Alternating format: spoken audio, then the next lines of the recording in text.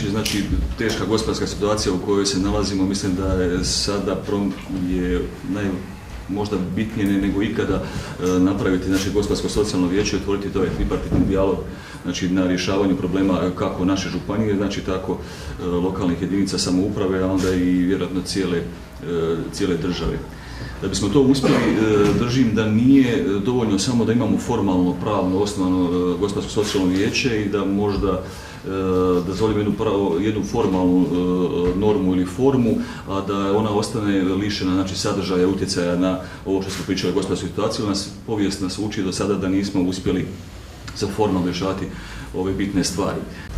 Među posljednjim Mohikancima predstavljamo kontinuitet rada gospodarsko-socijalnog vijeća, koje nažalost u proteklim prethodnim godinama baš i nije imalo nekakvu značajnu funkciju, a u posljednje vrijeme čak i nikakvu. Mislim da je to šteta, ne bi se osvrtao u gospodarskom trenutku niti kod nas, niti u državi, svjesni smo da svi skupa. Jednako tako smo i svjesni da gospodarsko-socijalno vijeće ima savjetodavnu ulogu, dakle ne donosi nekakve niti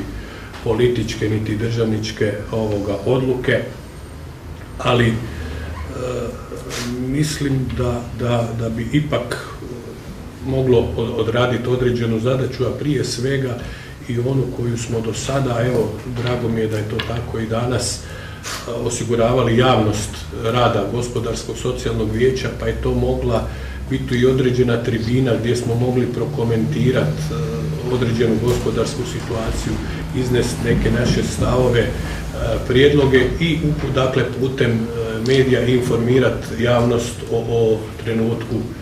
kakav je i možda o mogućim pogledima kako određene probleme razriješiti. Gospodarsko-socijalno vijeće, a odgovorno to tvrdim s obzirom da sam 20 i nešto godina bio u realnom sektoru i znam što to znači, što zbog njegove neprisutnosti danas zaista nećemo moći i ja bih to nazvao svečani čin